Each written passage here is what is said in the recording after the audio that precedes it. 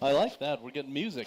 We didn't have music first thing in the morning, so this is good. Well, maybe we're going to get a lunch crowd that trickles in here. It's fantastic because they're going to be totally turned on by lunch and human trafficking. So in long and short, I think we're going to talk about the relationship between data and tech and missing persons and human trafficking, and I'm going to learn a ton. So that's great. But I think I'll let these guys introduce themselves. You'll do it far better than I. Maybe we'll start with Kathryne on the end. Thank you very much, and thank you for inviting me to speak here today. My name is Kathryne Bomberger, and I'm the Director General of the International Commission on Missing Persons. Our organization was created 21 years ago. It's an international organization that is tasked with finding persons missing from armed conflict, human rights abuses, organized crime, including human trafficking and human slavery, disasters, irregular migration, and all causes where persons go missing for involuntary reasons. We were created initially to deal with persons missing from the conflicts in the former Yugoslavia. That was quite a while ago. There were 40,000 persons missing from that conflict, including persons missing from the genocide in Srebrenica. Today, we've helped those governments account for over 70% of the 40,000 persons who went missing, and almost 90% of the 8,000 persons missing from the genocide in Srebrenica. That's huge progress, which was based on advanced data systems technologies and the use of DNA, so advanced forensic genetic technologies. We're now poised to start ICMP Part 2. We're now a treaty-based international organization, and we would really like to advance these technologies now to be able to find persons missing from irregular migration, children who are trafficked, including the 10,000 children currently missing in Europe as a consequence of the recent migration crisis. So being able to do this and to ensure the cooperation of governments, but also to be able to secure private data that we receive from of the missing, surviving families, and to share that data to locate missing persons, but also to secure the rights of the living survivors to justice, to truth, and to reparations, which means also sharing that information for court purposes. We provided evidence in 30 criminal trials where we use this information to advance securing the rights of surviving relatives of the missing. So in a nutshell, I'm very happy to be here today and to thank again Microsoft, who has supported ICMP in the past by providing the necessary software to be able to advance these technologies. So thank you. But do you feel, in short, like you're ahead of the curve, or are you constantly scrambling to keep up? Well, we're voluntarily funded, so that's always difficult. So we have to make the case that, in fact, this issue is important, which is why we're very happy to be here today. There are thousands, if not millions, of persons missing around the world, and we do not have an answer yet regarding how many people are missing from conflicts around the world, from human trafficking around the world. So this is something that we want to understand. We also want to understand the demographics of those who go missing. In the context of the former Yugoslavia, for example, we know that the majority of those missing from conflict are men, which means dealing with survivors, you're dealing primarily with women who are missing. So being able to have this understanding and advance this process does require a bit of scrambling in terms of getting the funding and support. But I think we're on the brink of doing something very new. And I think using these advanced technologies gives us hope, particularly that we were able to use them successfully in another context, that this can be applied now to the global challenge of dealing with missing persons. Yeah, well, we'll come back to how you each individually use the technologies. But Angel, your experience is similar but vastly different? Yes. Angel Nguyen from Enigma Technologies. I spent the first part of my career as a prosecutor in the Manhattan DA's office, specializing in the prosecution of a bunch of things, but initially sex crimes and then migrating over to identity theft and cybercrime. So they may sound very different, but the connective tissue there is around strict, very, very strong investigations that's based on data and breaking down data to ensure that we find truth ultimately at the end. How do you prove an element of a crime is based on the pieces of breadcrumbs that you're picking up from the data that's been laid around.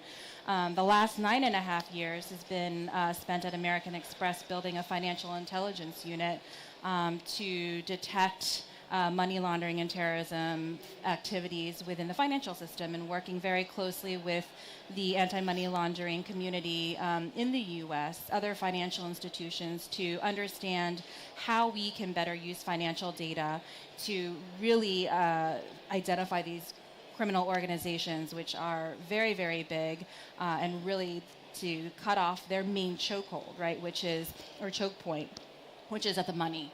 And so focusing on ways to identify, investigate, and report out suspicious activities as it relates to crime, specifically in this case, I believe, with human trafficking or modern-day slavery, the financial and digital footprint is so strong that we are able to identify specific fingerprints out there to get down to the root of the matter. I moved over to Enigma Technologies for the very specific reason that I believe that technology and data is going to be our future and is going to be our tool in order to start the real fight against human trafficking. I think a lot of the time that we've spent so far has been on raising awareness.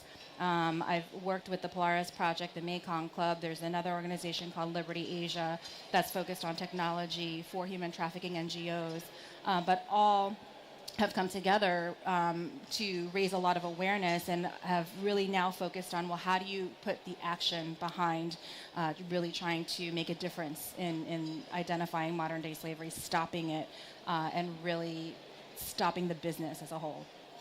And is most of the work in the United States?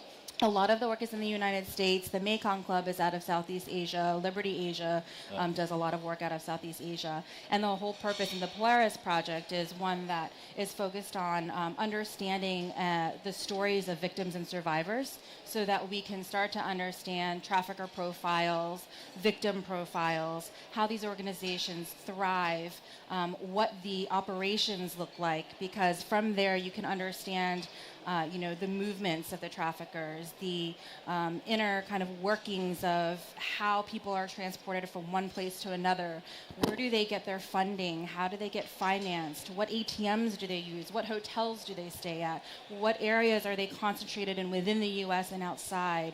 Are there undercover names that they're using to transport people? And so there's a wealth of information out there that we're learning from the victims and survivors around typologies of what modern-day slavery looks like. And from that, we can start to really understand how we track the movements through, I think, financial and then digital data.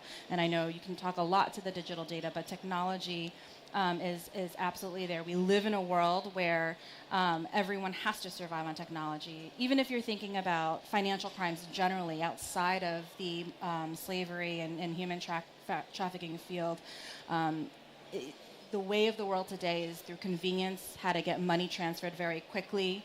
And so I think that the key to really getting down to breaking the cycle and taking out kind of these organizations is through ridding them of the finances and the ability and tools that have been created for good, but they're using to transfer money. That's their lifeline, is through their money. So.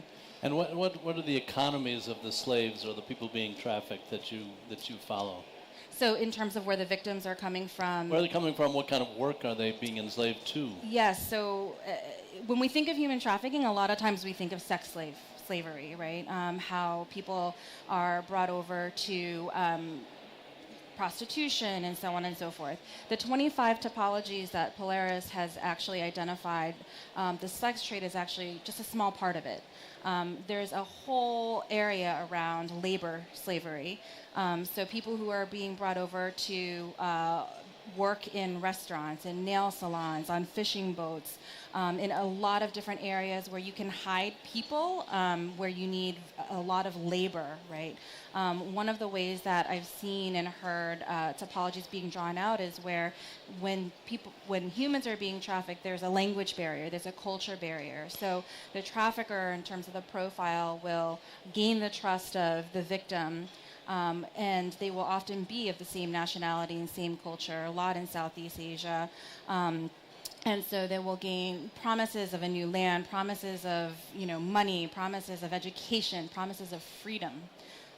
This is an area where victims are quite vulnerable. And we're not talking just about women, right? We're talking about boys, we're talking about men, because a lot of the labor requires heavy lifting. And so when we think about modern day slavery, it's not just about the sex trade, it's also about labor, and it's also about confinement and ways that the traffickers can really control the people that they're bringing over. So they are cut off from any sort of money, they're cut off from any sort of, just everyday living abilities, right? So you see this in all sorts of trades, and oftentimes they're mixed with legitimate workers. So that makes it even more difficult. But for both of you, the boom and the increase in software and tech has made your jobs different and easier, I would think, which is where Josh comes in.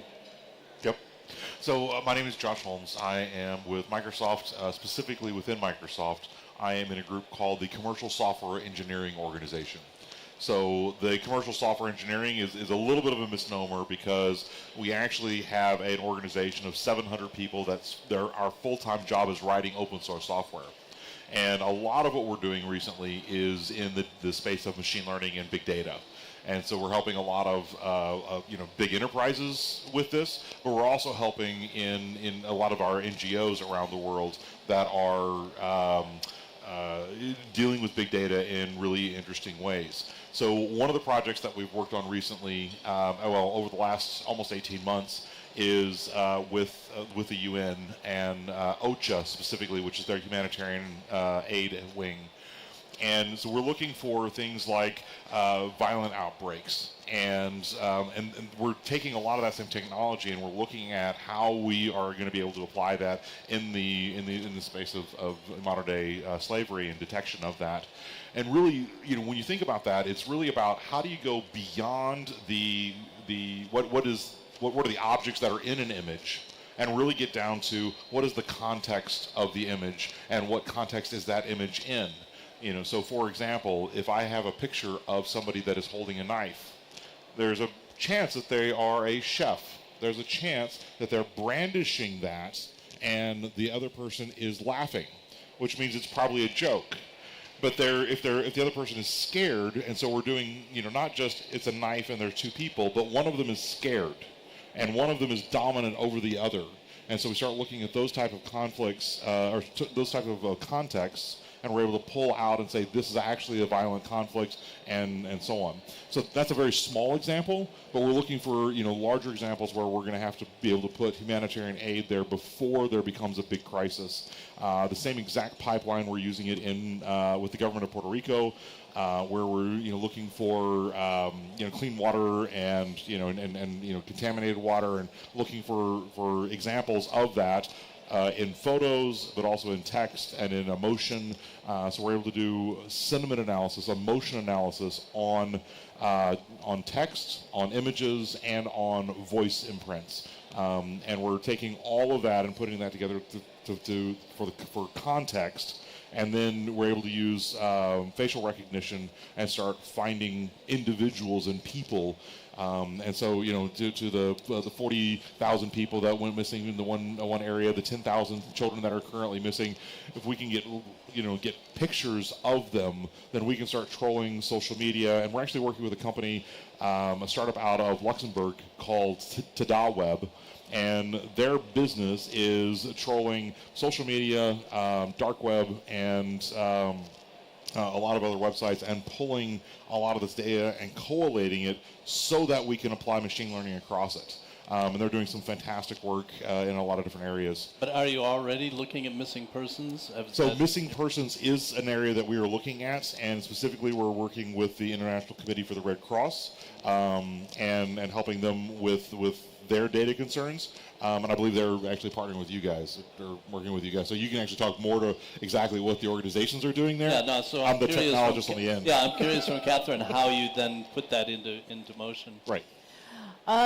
We are the only international organization that is specifically tasked to dealing with missing persons. ICRC deals with a number of issues. UN OCHA deals with disasters, but not just missing persons from disasters, or UNHCR deals with refugees, but not missing refugees, or IOM deals with migrants, but not missing migrants, and so on and so forth. So what we've attempted to do is to put together an interagency committee on missing persons to ensure that the issue of missing persons is addressed from all of these categories, from human trafficking, from refugees, from migration, because right now it's falling between the cracks. And one of the reasons there are still 10,000 children missing in Europe from the recent migration crisis is exactly for that reason, because there is not one agency outside of ICMP that is tasked with dealing with that issue. So we're now attempting to do this. We've just received, hopefully, funding to be able to launch a process to find missing persons in the Mediterranean. So this will be the first attempt to deal with missing migrants on a large scale. So the way we're using new technologies is the following. Currently, we have a database that holds 150,000 genetic reference samples, for example, because you have persons missing who can be missing and presumed dead in mass grave sites or clandestine graves following atrocities that were committed in conflict zones, which is Srebrenica and other cases that we were dealing with. And here you have to deal with governments. You have to deal with prosecutors. You have to deal with collecting data at that point. Then you're dealing with the surviving families of the missing on the other end, where you're collecting reference samples for genetic testing from them, but you have to do so in a way that respects their privacy. So let's take a case for human trafficking, because this is the topic of today's discussion. What we can do, we have online mechanisms to allow families or surviving relatives to report a missing person, and also a site locator that would allow persons to report the area where a person might go missing. So this allows us, through campaigns that we would launch, and we haven't done this yet in the context of trafficked persons. This is what we would aspire to do. To begin that process, they can report a missing person, but then you'd have to work with governments to be able to find them. So we, as an international organization, are the go-between between governments and ensuring responsibility and accountability on the part of states and families of the missing. And this is very, very difficult because it means sharing information between and respecting the privacy on the one hand of those surviving families of the missing, but ensuring on the other end that governments take responsibility in finding missing persons. And one big factor here is that governments don't know how to do this. Whether it's an advanced government, let's say in European governments, or whether it's governments where we're currently operating, like Iraq, where there are millions of persons missing. So it's a complicated process, but advancing these technologies, I think, gives us hope, as I said earlier, because I think we've demonstrated that it can be done, having helped governments in the former Yugoslavia find such a high number of missing persons, but now using these new technologies and perfecting these mechanisms and making these available to governments through an international organization like ours, I think we can begin to launch a process to find persons missing from human trafficking, from human slavery, including those who are legally put onto fishing boats, etc. So it's a whole new world, but it will take cooperative efforts such as the ones we're trying to promote today. Yeah, well, I think we're going to end up working all together here, because I've for 5 years have been making a documentary film about the plight of fishing slaves around the world. And even when you use those two words together, fishing slaves, people's jaws drop, because they just you don't think of the fact that there are thousands, tens of thousands of men, and they are all men around the world who are enslaved on fishing boats. They get duped into coming onto the boats, promised jobs, which are never delivered, or they're drugged or drunked and put on boats. They wake up and no idea where they are, and they end up, some of them, not getting off these fishing boats for 5 and 6 and 7 and 8 years. They stay on the boats through intimidation. They witness their colleagues being beaten or killed, which provides them no incentive to escape. Plus, they're in the middle of the ocean. Or if they are near land, they're near some land that they've never been. They don't speak a language. A lot of them can't swim. So we've been following, there's a woman, a Thai woman. Most of the men come from Cambodia, Laos, Myanmar, Thailand, Indonesia. And we've been following a Thai woman for the last 5 years who's made it her mission in life to find and rescue these slaves.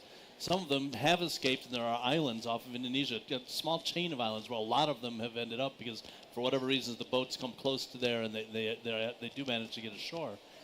She arrives, identifies them as a slave, gives them this kind of bad deal in some respects. Some of these guys now have started new families. And she says, if you want to go back home, I can take you back home, but we have to go now. And you have to leave your new family, and I'll turn you to your old family. We filmed all this. I mean, it's just heartbreaking. Wow. But we have a really nice technological piece in it, but although very simple part, we found one guy in these islands in Indonesia, in his late 20s. He'd been a slave for 5 years. And one of the women working with us, turned out she lived in a small town in Thailand near where he was from. So she took his picture on her iPhone, put it on Facebook, sent it back to her community in Thailand, said, does anyone recognize this guy? And within 24 hours, people were sending in pictures, and he started to recognize people. And within 48 hours, he was on the phone with his father, who he hadn't spoken to in almost 5 years, and had no idea what had happened to him. Because I don't think there is a missing persons system for reporting these. They just disappear, and the families have no idea. So we ultimately filmed this powerful scene of him talking to his father for the first time. We filmed him returning to Bangkok and being greeted by his family.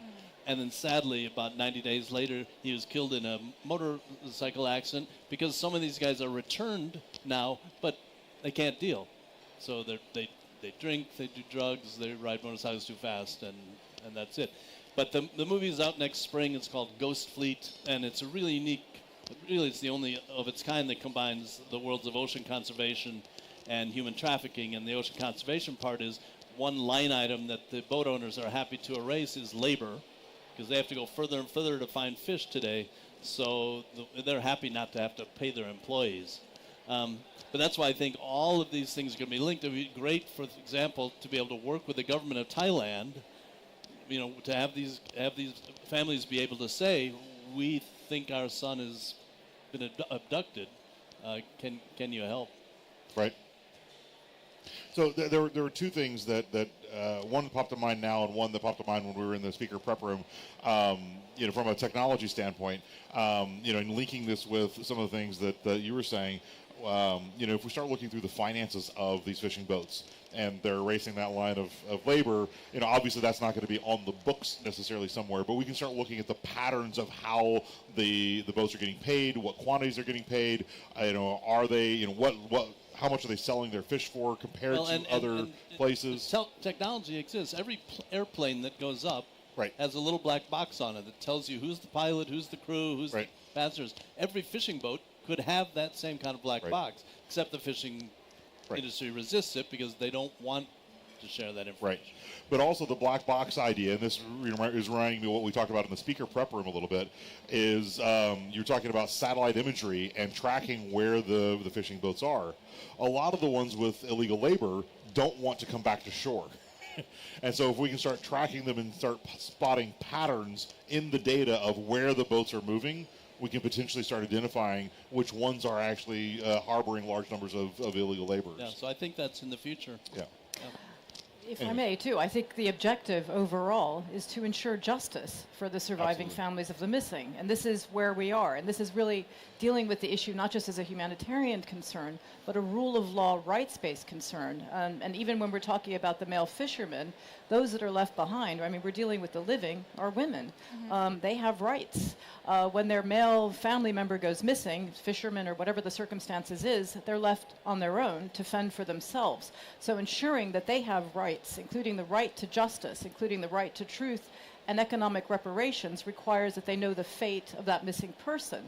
So I think the overall objective is how can we advance these new technologies to ensure that we reinstate the rule of law and that we provide justice, including, and most of these people are poor, and I think this is one of the reasons they're not looked at. And when we're dealing with persons missing as a consequence of irregular migration, for the most part, we're dealing with poor migrants.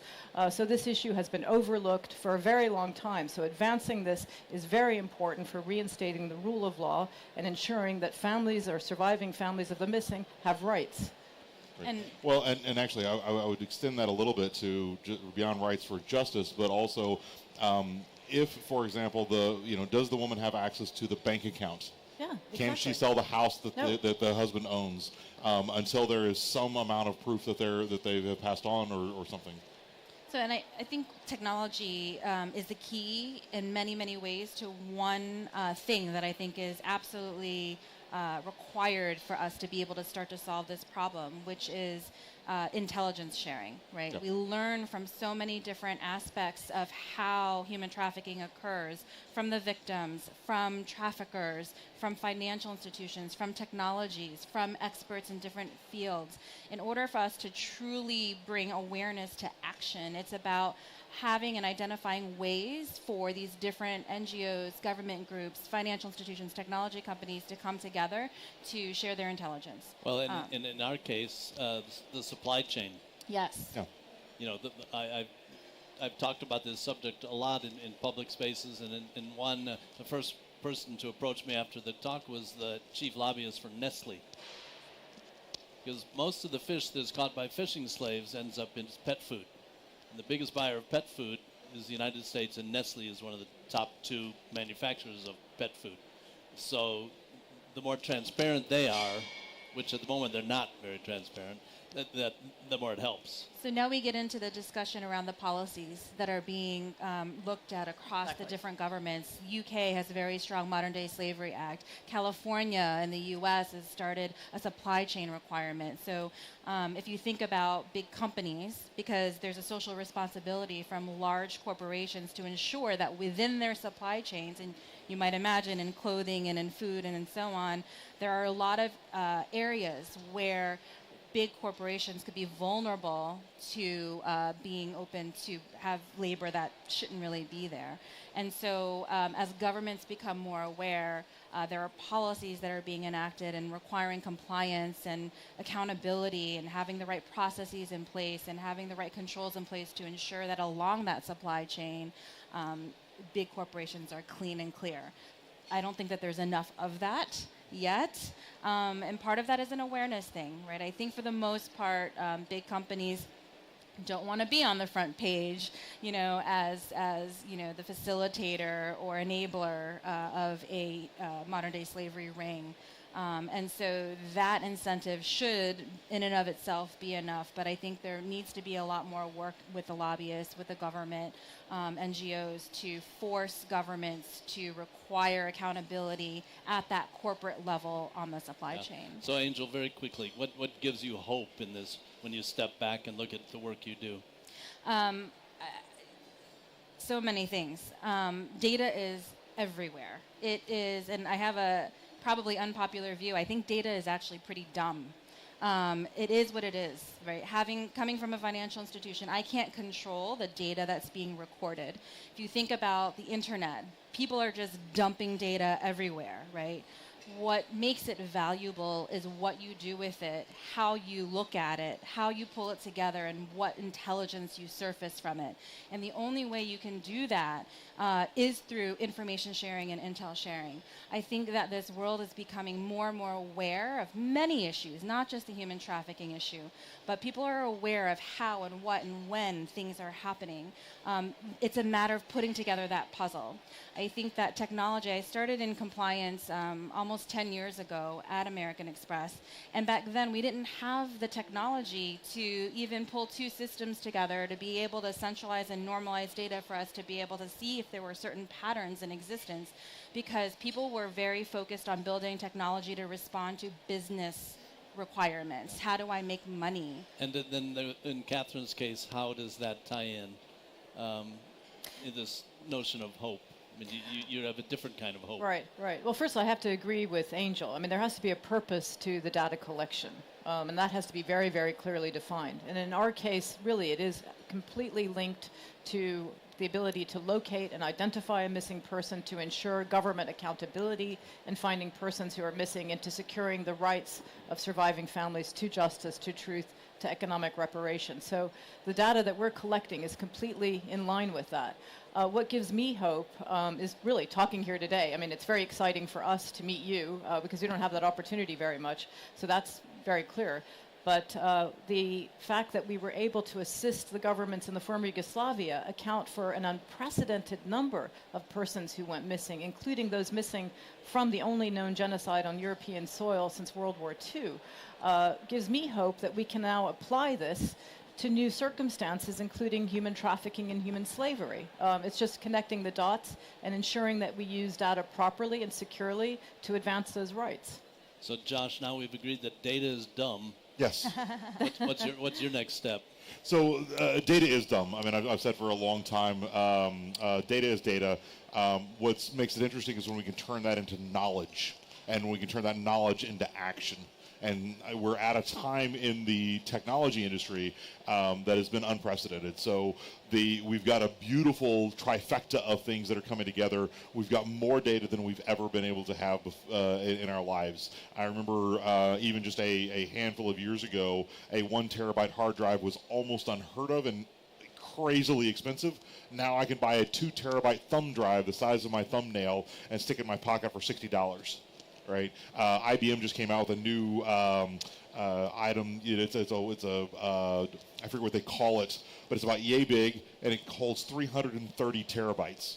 So we have unprecedented amounts and unprecedented access to data. We have unprecedented amounts of processing power, and there's new math in the machine learning space every day. Things that would have taken 5 years to analyze 5 years ago now take a week. And so we're really on an interesting hockey curve in the machine learning space, and I'm really excited to be at the center of that.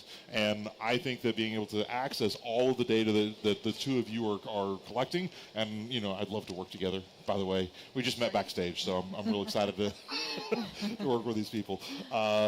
That's exciting, and that's what gives me hope. Okay, on the note of that love fest, maybe we'll conclude. Thank you very much. Thank you. Thank you. Yeah. All right. Cool. And they gave us 2 extra minutes. Yeah, that's good. So nice to meet you. Yes.